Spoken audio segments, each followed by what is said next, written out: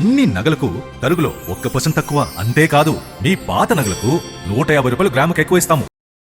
నమస్తే.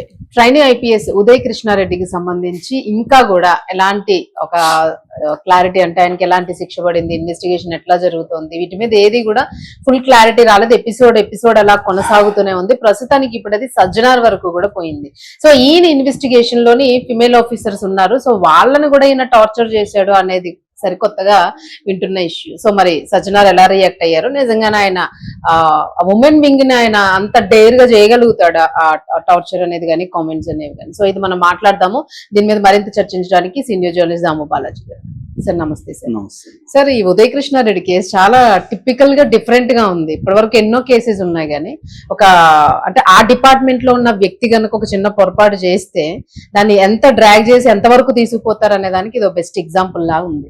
సో ఇప్పుడు సజ్జనార్ ఎంటర్ అవ్వడానికి గల రీజన్ ఏమనుకోవచ్చు అంటే ఉదయ్ కృష్ణారెడ్డి కేసు ఒక పెక్యులర్ గా ఎందుకు ఉన్నదంటే, ఇతను రెగ్యులర్ గా ఎస్పీ స్థానంలో ఉండి పనిచేస్తుంటే ఇంత పెద్ద అయి ఉండకపోవచ్చు. ఎందుకంటే డిపార్ట్మెంట్ అంతా కూడా అతన్ని సేవ్ చేయడానికి ట్రై చేస్తుంది. వాళ్ళ ఇమేజ్ ప్రాబ్లం.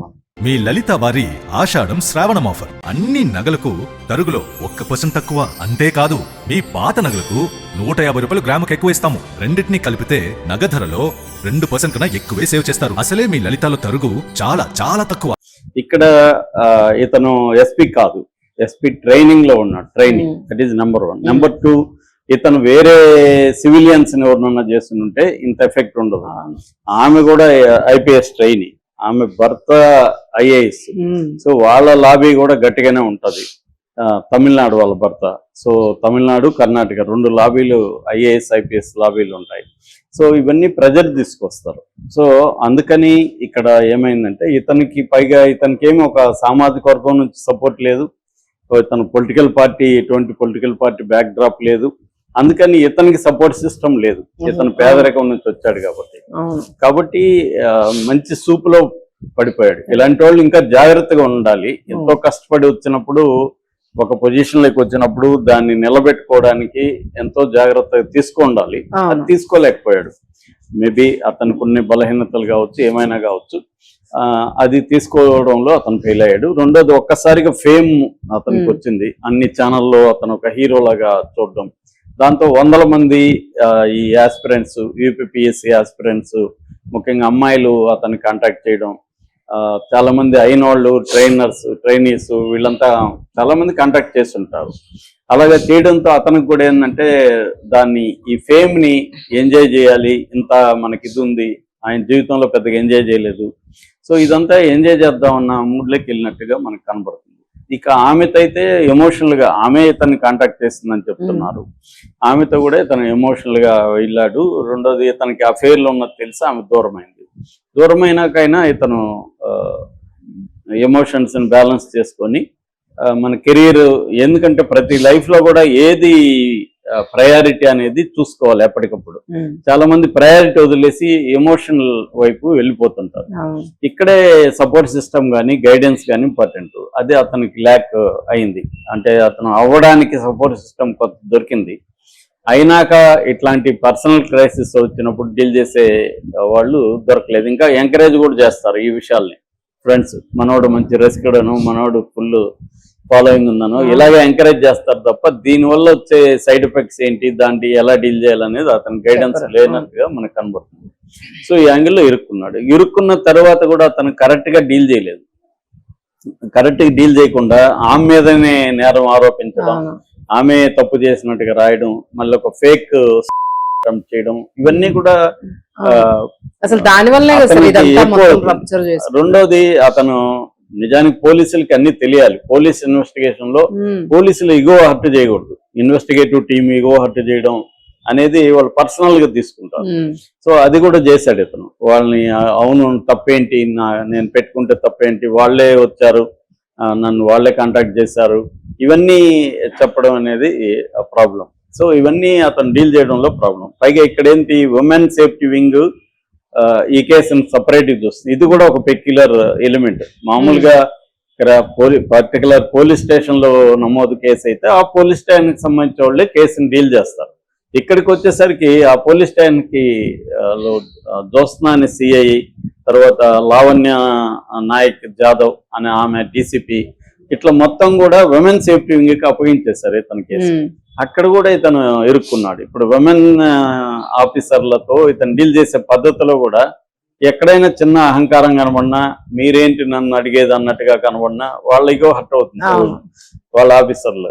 సో అలాగే ఇతను ఏంటంటే అవును చేశాను తప్పేంటి అన్నట్టుగా మాట్లాడడం, ఇలాగా వాళ్ళు డీల్ చేయడంలో కూడా ఇతను తడబాటు అంటున్నారు. ఇవన్నీ మనకి ఎవరు అఫిషియల్ గా చెప్పలేదు, అనఫిషియల్ గా వస్తున్న న్యూస్. దాంతో నిన్న 2 రోజులు అతనికి ఉప్పరపల్లి కోర్టు 2 రోజులు వెళ్ళిన 5 రోజులు ఎంతో అడిగినట్టున్నారు, 2 రోజులు మాత్రం ఇచ్చారు. ఈ 2 రోజుల్లో అంటే నిన్న అయిపోయింది, ఈ రోజు 5:30 వరకు కస్టడీ ఉంది. దీంట్లో ఒకటి సీన్ రికన్స్ట్రక్షన్, మొత్తం ఇప్పటి వరకు 20 మందితో వాంగ్మూలాలు తీసుకున్నారు. అట్లాగే ఆమె దగ్గర కూడా విక్టిమ్ దగ్గర వాంగ్మూలాలు తీసుకున్నారు. ఇతనికి వేరే ఒక స్త్రీతో అఫైర్ ఉందని తెలిసింది, ఇంకొంతమందితో కూడా ఉంది, వాళ్ళ దగ్గర కూడా వాంగ్మూలాలు తీసుకున్నారు. ఇవన్నీ పెట్టి ఇప్పుడు అడుగుతున్నారు. That is one thing. Second thing, ఇతను ఐఫోన్ ఒకటి దాచిపెట్టేశాడు. ఒక ఫోనే ఇచ్చాడు, అసలు ఫోన్ అది. దాంట్లో అది కానీ తీసుకొని ఫోరెన్సిక్ సైన్స్ ల్యాబ్ లో రిట్రీవ్ చేస్తే ఇతను ఏమేమి వీడియోలు తీశాడు, ఇతనికి ఆ వీడియోలు తీసే అలవాటు కూడా ఉందని చెప్తున్నారు. సో ఆ వీడియోలు తీసే వాళ్ళ భర్తకు కూడా పంపించాడు. అక్కడే దొరికాడు. యాక్చువల్గా భర్తకు పంపించకుండా ఏమో వరకే డీల్ చేస్తుంటే కూడా ఇంత పెద్దదయ్యేది కాదు. సో ఎప్పుడైతే అవన్నీ చేశాడో ఇప్పుడు ఆ ఫోన్ దాచిపెట్టడం ఇంకొక కేసు అవుతుంది. ఆల్రెడీ అతనికి 2 సెక్షన్లు యాడ్ అయినాయి ఈ మధ్య. ఒకటి అటెంప్ట్ రేపు, అమ్మాయిని రేప్ చేయడానికి ప్రయత్నించాడు. 2 అటెంప్ట్ మర్డర్. ఈ 2 సీరియస్ సెక్షన్స్. సో దాంతోపాటు ఇప్పుడు ఎవిడెన్స్ ట్యాంపరింగ్ కూడా ఎవిడెన్స్ యాక్ట్ కింద అది కూడా కేసు అవుతుంది. సో ఇప్పుడు ఆ ఫోన్ ఎక్కడ దాచిపెట్టాయి ఏంటి అనేది ఇప్పుడు అడుగుతున్నారు. ఎందుకంటే ఇది ఇన్వెస్టిగేషన్ లో చాలా ఇంపార్టెంట్, డీటెయిల్ ఎవిడెన్స్ అనేది వెరీ ఇంపార్టెంట్. సో అది కూడా అడుగుతున్నారు. సో ఇవన్నీ ఈరోజు చేస్తున్నారు. అతను నిన్నంతా కూడా తలబిరుసుగా మాట్లాడాడని, సజ్జనార్ రంగంలోకి దిగి అతన్ని తాడదీశాడని వార్తలు వస్తున్నాయి. మేబీ అంటే డైరెక్ట్ గా సజ్జనార్ పోయి అతన్ని విచారించాడా లేదా అనేది తెలీదు, కానీ సజ్జనార్ దగ్గరుండి గైడ్ చేశాడని చెప్తున్నారు వాళ్ళ డీసీపీ వాళ్ళతో. అంటే ఇతను ఎలా డీల్ చేయాలి, అతను ఎలా రియాక్ట్ అవుతున్నాడు, దగ్గరుండి సజ్జనార్ చూస్తున్నాడు. ఎందుకంటే సజ్జనార్ కూడా దీన్ని పర్సనల్ గా, ఆయన మామూలుగా సజ్జనార్ క్యారెక్టర్ మనకు తెలుసు. ఏదన్నా సమాజంలో అన్యాయం జరిగినా ఇంకోటి జరిగినా ఆయన ఆఫీసరా లేకపోతే ఆర్టీసీనా అవన్నీ పక్కన పెట్టి యాజ్ ఏ సజ్జనార్ ఒక వ్యక్తిగా ఆయన రియాక్ట్ అవుతా ఉంటారు. సో అలాగా ఇది కూడా ఆయన సీరియస్ గా తీసుకున్నారు. రెండవది, అక్కడ అకాడమీ వాళ్ళు కూడా సీరియస్ గా తీసుకున్నారు. ఎందుకంటే అకాడమీకి చెడ్డ పేరు వస్తుంది. అకాడమీలో ఇలాంటివి ఎలా చేస్తున్నారు, అదేమన్నా ఓయో రూమా అని కామెంట్లు పెడుతున్నారు చాలా మంది. అందుకని ఇప్పుడు అకాడమీలో అసలు డిసిప్లిన్ ఎలా ఉండాలి, విమెన్ అండ్ మెన్ కి సంబంధించిన ట్రైనీస్ తో ఇంటరాక్షన్ ఎలా ఉండాలి, ఇవన్నీ వాళ్ళు ఎందుకు ఈ విజిలెన్స్ చేయడంలో ఫెయిల్ అయ్యారు, ఇప్పుడు అవన్నీ అక్కడ కూడా ప్రాబ్లం అవుతుంది. అందుకని వాళ్ళు కూడా ఇది హోంశాఖ ఆధ్వర్యంలో ఉంటది కాబట్టి వాళ్ళు కూడా చాలా సీరియస్ గా తీసుకున్నారు. అందువల్ల వాళ్ళు కూడా పర్యవేక్షిస్తుంటారు, వాళ్ళు కూడా సజ్జనార్తో కోఆర్డినేట్ చేస్తుంటారు. సో అందువల్ల ఇక్కడ ఏమవుతుందంటే సజ్జనార్ మీద కొంత ప్రెజర్ కూడా ఉంటుంది. అంటే ఈ కేసుని జాగ్రత్తగా డీల్ చేయాలి, ఏమాత్రం కొంత ప్రొసీజరల్ ల్యాప్సెస్ గాని ఉంటే అది ప్రాబ్లం అవుతుంది. అందుకని సజ్జనార్ ఏంటంటే దగ్గరుండి ఎటువంటి ప్రొసీజర్ ల్యాప్సెస్ లేకుండా మాక్సిమం ఇన్ఫర్మేషన్ ఎలా అవుతుంది దగ్గర నుంచి 2 రోజులే టైం, ఎక్కువ రోజులు. సో ఈ 2 రోజుల్లో మాక్సిమం ఎలా తీసుకోవాలి, అతన్ని ఎలా ప్రశ్నించాలి, ఇవన్నీ కూడా గైడ్ చేస్తున్నట్టు తెలిసింది. అది ఒక రకంగా ఇండైరెక్ట్ గా ఇతని మీద ప్రెజర్, ఈ అబ్బాయి మీద ప్రెజర్ అయితే ఖచ్చితంగా ఉంటుంది. అంతేగాని డైరెక్ట్ గా అతన్ని కొట్టడము, మ్యాన్ హ్యాండిల్ చేయడము చేయకపోవచ్చు నాకు తెలిసి. కానీ వాళ్ళ సైకలాజికల్ ప్రెజర్ అతని మీద పెట్టడం, అతనితో మాట్లాడే పద్ధతి, ఇవన్నీ కూడా పోలీస్ పద్ధతులు వేరే ఉంటాయి. వాళ్ళు చాలా రూడ్ గా బిహేవ్ చేస్తారు ఇంట్రాగేషన్ లో. మనకు కానీ లాయర్ ఎవరో లేకపోతే చాలా రూడ్ గా బిహేవ్ చేస్తారు. వాళ్ళ అంటే హ్యూమిలేట్ చేయడం అనేది వాళ్ళ టెక్నిక్ అన్నమాట. మనిషిని హ్యూమిలేట్ చేయడం ద్వారా అతన్ని బయటికి తీసుకురావడం ఇన్ఫర్మేషన్ అనేది చేస్తారు. ఆ టెక్నిక్స్ అంతా కూడా తన మీద ఖచ్చితంగా ఆల్రెడీ తను వూండెడ్ ఈగో ఉంది ఇతనికి. సో ఆ వూండెడ్ ఈగోను వాళ్ళకి తెలుసు కాబట్టి రెచ్చగొడతారు. రెచ్చగొట్టినప్పుడు మనోడు రెచ్చిపోతే అదంతా కూడా రికార్డ్ అవుతుంది. అవన్నీ కూడా ఇతనికి యాంటీగా ఉంటది. అందుకే ఇలాంటి కేసుల్లో అడ్వకేట్స్ చాలా ఇంపార్టెంట్. అడ్వకేట్స్ ఉండాలి.